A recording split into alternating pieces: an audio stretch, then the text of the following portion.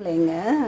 இந்த வெயில் தாக்கம் தாங்க முடியாமல் எல்லாரும் என்ன செஞ்சாங்கன்னா, நான் ஒரு யூடியூப் பார்த்தேன். அதில் சொன்னாங்க, ஐயோ முதலமைச்சரே இந்த வெயிலுக்கு ஏதாவது பண்ணுங்க அப்படின்னு சொன்னாங்க. என்ன பண்ணுவார் அவர்? வெயில போய் என்ன சூரியனை கை வச்சு மறைக்கவா முடியும் அப்படின்னு நினச்சி சரி முழுசாக வீடியோ பார்ப்போம் அப்படின்னு பார்த்தா, வீட்டுக்கு ஒரு குடை வாங்கி கொடுங்க அப்படின்னு சொல்லுதுங்க அந்த பொண்ணு.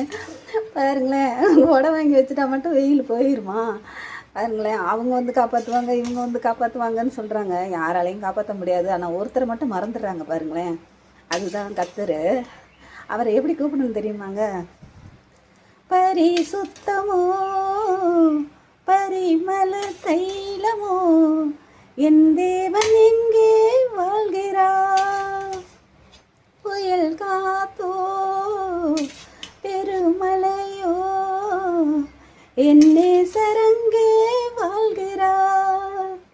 பரிசுத்தமோ பரிமள தைலமோ என் தேவன் எங்கே வாழ்கிறார்? புயல் காத்தோ பெருமலையோ என் நேசரங்கே வாழ்கிறார். கோடைமலை கொஞ்சம் சாரல் அவரது பாசமோ, அடமலையில் கிணங்கும் தோரல் அவரது நேசமோ.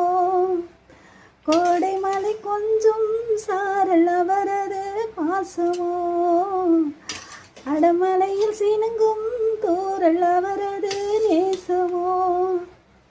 பாசத்தால் சோர்ந்து போனேன் பரமனே இறங்கி வாரும் வாரும்.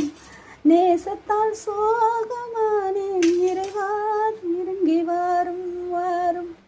பாசத்தால் சோகமானேன் பரமனே இறங்கி வாரும் வாரும். நேசத்தால் சோகமானேன் இறைவா தேடி வாரும் வாரும். அப்படிதான் வரும்னு நினைக்கிறேன். எங்கள் பாட்டு தான் எனக்கே மறந்து போச்சு.